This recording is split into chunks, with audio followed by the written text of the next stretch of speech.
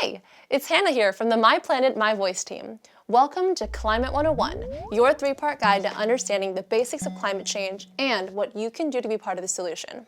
These days, the words climate change seem to show up everywhere, and sometimes we hear conflicting information about what it is and what's causing it. So what actually is climate change? Is it extreme pollution? The end of the world? A big hoax just to scare people? Well, today I'm on a mission to find out. Let's go get some answers. All right, so right now I am at Sonoma State University. Let's go take a walk around and see if I can get some people to help me understand what the heck climate change actually is. And if you want to learn something new, there's no place that's better than a college campus, right? Let's go. Hi, do you have a minute to talk about climate change with me? Excuse me, do you have a minute to talk about climate change? Do you guys have a minute to talk about climate change? I just feel like there's a lot of confusion about what climate change is and what it's caused by. I myself find myself a little confused, so I'm wondering, do you know what climate change is? I'm going to assume it's when the climate changes. I know of climate change. Well, I guess I'm not entirely sure, but I thought it had something to do with things like pollution and polluting our environment. Changing of the weather, and specifically, it just keeps climbing up. The atmosphere is like heating up and stuff like that. I don't know, man. It's like as the temperatures heat up, it causes like wider effects other than just temperatures heating up. I think that's my understanding of it. Do you have a minute to talk about climate change? Legs, arms, body, legs. This doesn't feel like an activity I can do while holding a microphone. I'm gonna give this a shot. So I saw you do your legs first, and then oh my God. Do you have a minute to talk about climate change? I think climate change is the effect of, obviously, a changing climate. It is the planet warming. It is colder winters and hotter summers. The seasons changing, getting a little slower each time going around, and carbon emissions and all that jazz. Well, part of it's to do with the ozone layer, obviously. A lot of it's with the carbon that you get from cars and washing machines, dryers, stuff like that. Do you happen to know what it might be caused by? By fossil fuels, right? That humans are like burning up too much. I just know that they also say it's caused by like pollution from like our cars and just like human interaction with the earth. By us, no, like what we put out and all our emissions and everything we throw away and stuff. Do you think that's caused by people? Yes. Yeah, personally, I do think that it's humans with all like so many cars driving around, so many factories, all that, like carbon emissions, and that's all from people. After talking to some folks at Sonoma State, I felt like I had a better idea of what climate change really is. But I still wasn't 100% sure of the science behind it. What exactly is causing our climate to change, and how?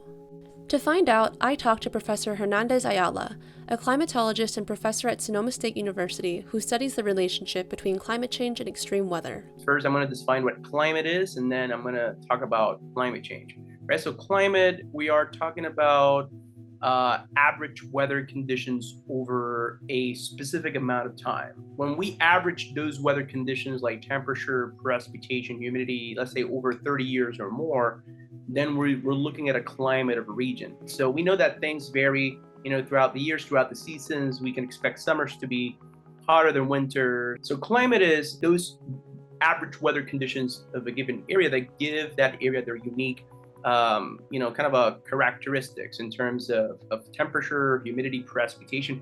So when we're talking about climate change, those processes are not operating in their normal, right, cycle anymore with the ups and downs. Now they're going in one direction. They're going up. So we're seeing that climate change is a change in the normal pattern or trend of that particular weather variable that we're examining. And there's no other explanation other than, our human activities, our dependence on fossil fuels, right? Because our planet every day, right, it receives energy from the sun, but it also emits energy back, right, into outer space, right? A lot of that energy that usually leaves the planet is now staying, in the planet because those greenhouse gases are preventing that energy from leaving, and then that is causing the increase in temperature that we're seeing in global average temperature. The most well-known is our carbon dioxide, also methane is a powerful greenhouse gas.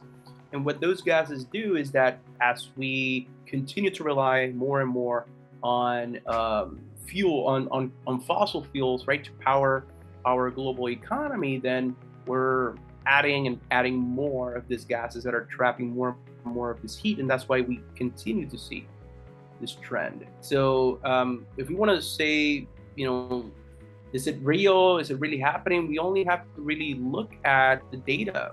When we look at the solar cycles, volcanoes, plate tectonics, those factors can explain how the climate of our planet changed and evolved over the billions of years of our planet's history. But the change that we're seeing right now is such a rapid and significant change that just using those natural factors alone cannot explain. There's just no other explanation than the reliance on fossil fuels and how our entire global economy is based on fossil fuels. That accounts for a lot of the change that we have detected in our climate system. My conversation with Professor Hernandez Ayala gave me a much better understanding of the environmental processes and human activities that create a warming planet. But this led me to another big question. If the science of climate change is so clear, then why haven't we been doing more to fight it? So I met with Carrie Fugit, programs manager at a nonprofit called Daily Acts that teaches leadership in making transformative environmental and social change. She helped me understand why climate change has been underaddressed for so long. In the 1980s, fossil fuel companies started to understand that burning fossil fuels was adding carbon to the atmosphere and would in fact cause climate change. But they ended up having a huge investment into disinformation campaigns to confuse the public about the realities of climate change. So a long history of disinformation from fossil fuel companies is a major contributor to why it's still sometimes comes up as a question of, is climate change even real? Is the science even sound? Not only were these campaigns effective in sowing doubt around climate science, but they had major financial resources supporting them. In the WNET Group's Frontline series on Big Oil, Kurt Davies, director of the Climate Investigation Center, states that from 1998 to 2014, Exxon alone put over $30 million into think tanks that were proffering uncertainty, that were questioning the climate science, questioning policies that were being proposed, really casting doubt on anything to do with climate change. In a term that is deep in our collective consciousness, the concept of our carbon footprint was actually coined by British Petroleum. BP first promoted and soon successfully popularized the term carbon footprint in the early aughts. The company unveiled its carbon footprint calculator in 2004, so one could assess how their normal daily life, going to work, buying food, and traveling, is largely responsible for heating the globe. A decade and a half later, carbon footprint is everywhere. A lot of those disinformation campaigns were successful because people enjoy having cheap energy. It allows us to travel all over the world for all our vacations, allows us to have multiple cars per family. It allows us to have a fresh banana in February that came from South America. Part of the challenge is our systems have gotten used to this level of cheap energy. A big part of it is the culture of consumption. The cost of producing goods has dropped exponentially. Therefore, the production of goods has grown exponentially as well over the last 50 years. But the long-term impacts and costs of that are very expensive. We've just been externalizing the costs and kicking the can down the road for future generations. While the impacts of climate change will definitely continue to become more severe down the road, Carrie also pointed out that there are lots of people who are already bearing the consequences of environmental damage, and have been for a long time. Burning fossil fuels and creating fossil fuels creates a lot of pollution and waste. That waste has to go somewhere. Most of that has gone into communities of color, Black communities, Latinx communities, Indigenous communities. So these are called sacrifice zones. These are communities that have been, for all intents and purposes, sacrificed by the system. And those communities haven't been given the political power to say, no, we don't want these pollutants in our communities, near our schools, near our children. But you can't have a sacrifice zone without disposable land.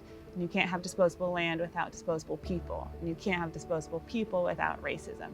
So it's really important to make the connection between racism and climate change, because if it weren't for racism, we would have had to figure out a different way of dealing with the waste product and pollution of the fossil fuel-based industry.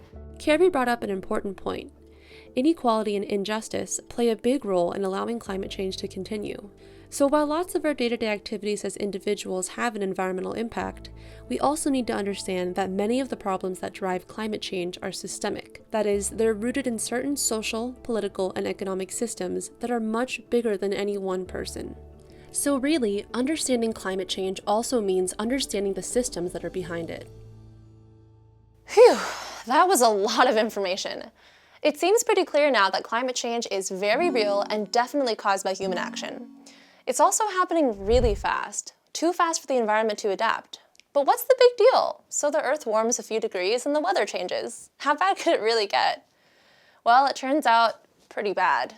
Stay tuned because we're posting part 2 of Climate 101 in 2 weeks, where we'll explore some of the biggest impacts that climate change can have on the environment and on our day-to-day lives. Until then, don't forget to subscribe to our channel and leave a comment below to let us know what kind of content you want to see here. Thanks for checking out My Planet, My Voice. Stay loud, be heard, and let's save this planet together.